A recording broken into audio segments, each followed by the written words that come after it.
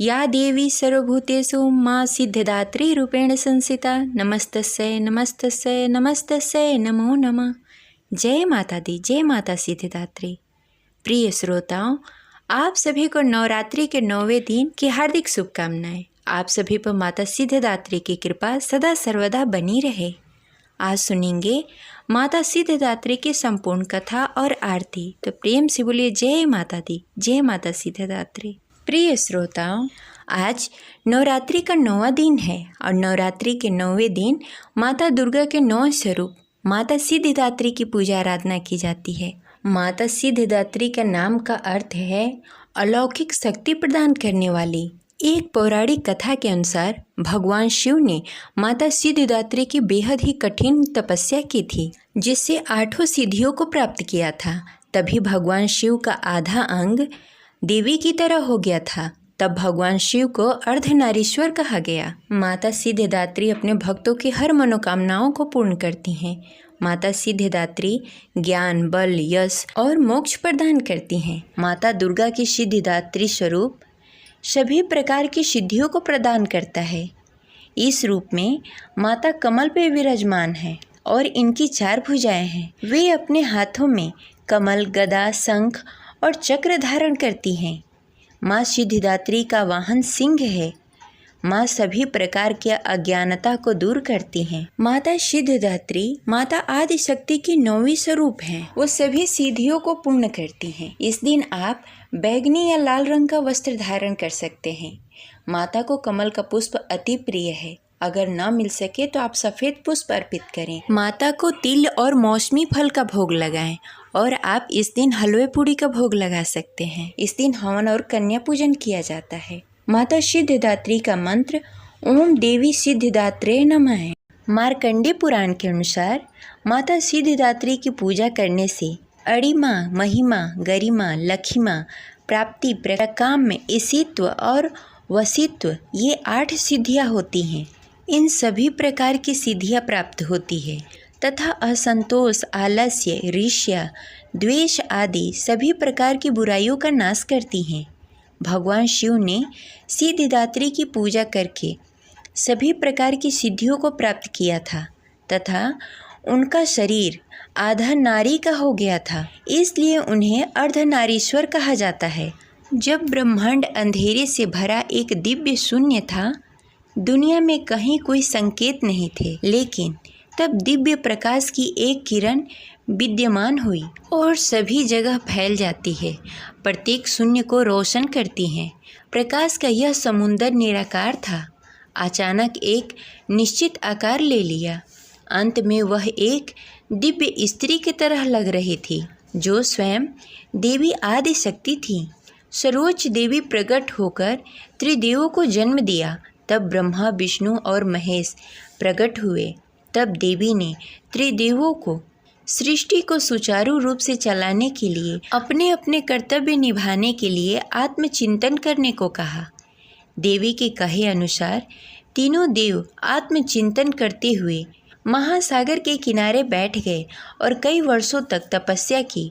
उनकी तपस्या से प्रसन्न होकर माता सिद्धिदात्री के रूप में प्रकट हुई और देवी सिद्धिदात्री ने ब्रह्मा जी को सरस्वती, विष्णु जी को लक्ष्मी और महादेव जी को शक्ति प्रदान की। माता सिद्धिदात्री ने ब्रह्मा जी को सृष्टि की संरचना करने का भार सौंपा, विष्णु जी को सृष्टि का पालन करने का कार्य सौंपा और शिव जी को समय आने पर संसार का संहार करने का कार्य सौंपा। माता सिद्धिदात्री ने देवों को बताया कि उनकी शक्तियाँ उनकी स्त्रियों के रूप में हैं, जो उनके कार्य करने में मदद करेंगी। माता सिद्धिदात्री ने उन्हें आश्वासन दिया कि वह उन्हें दिव्य चक्रकारी शक्तियाँ भी प्रदान करेंगी, जो उन्हें उनके कार्य को पूरा करने में मदद करेगी। माता सिद्धिदात्री ने उन्हें 8 अलौकिक शक्तियाँ प्रदान की।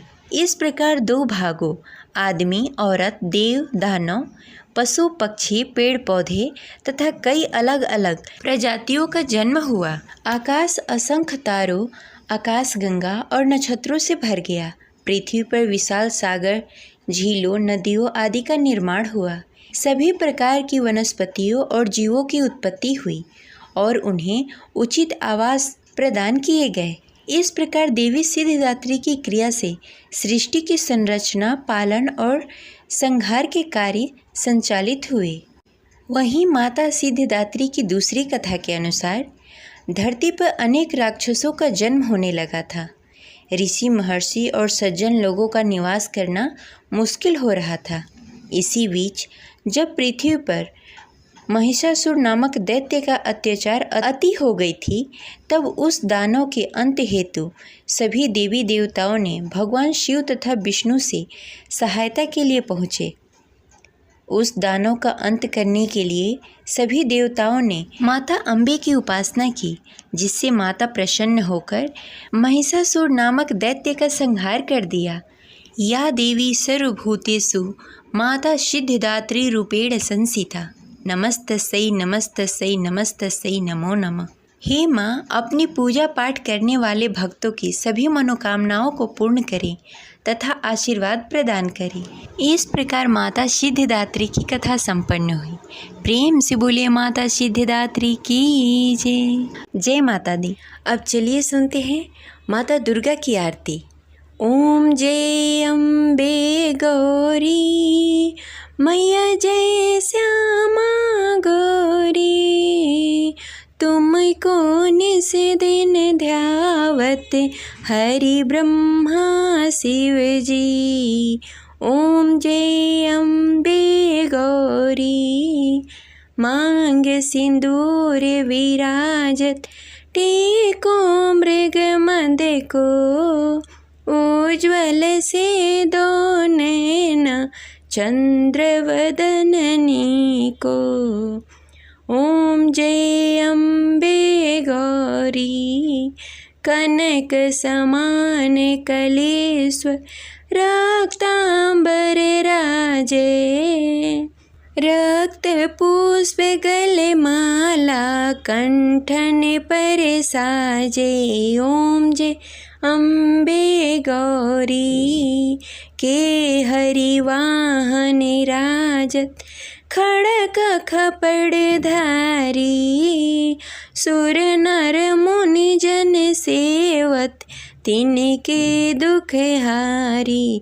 ओम जय अम्बे गौरी, कानन कुंडल शोभित, नासाग्रे मोती, कोटिक चंद्र दिवाकर, राजत समज्योति।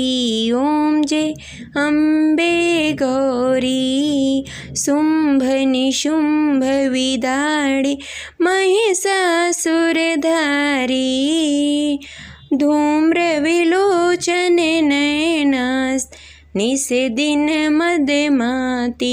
ओम जय अम्बे गौरी, चंड मुंड सिंघारी, शोषण बीज हरे, मधुकैटभ दो मारे, सुर भयहीन करे।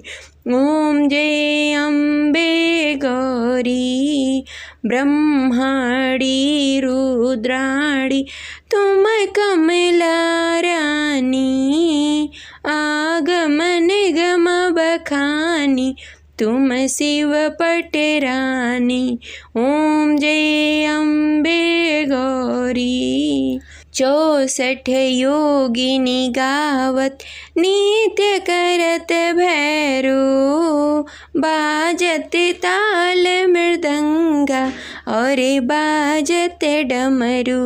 ओम जय अम्बे गौरी, भुजा चारयति शोभित, वर मुद्राधारी, मन वांछित फल पावत, सेवत नर नारी।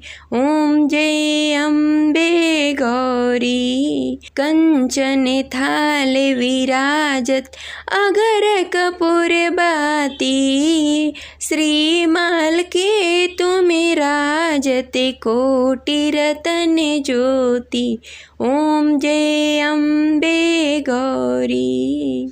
श्री अम्बे जी की आरती जो कोई नित्य गावे, कहत शिवानंद स्वामी सुख संपत्ति पावे। ओम जय अम्बे गौरी। मैया जय श्यामा गौरी, मैया जय मंगल करणी। जय माता दी। प्रिय श्रोतागण, इस प्रकार यह कथा संपन्न हुई। जय माता दी।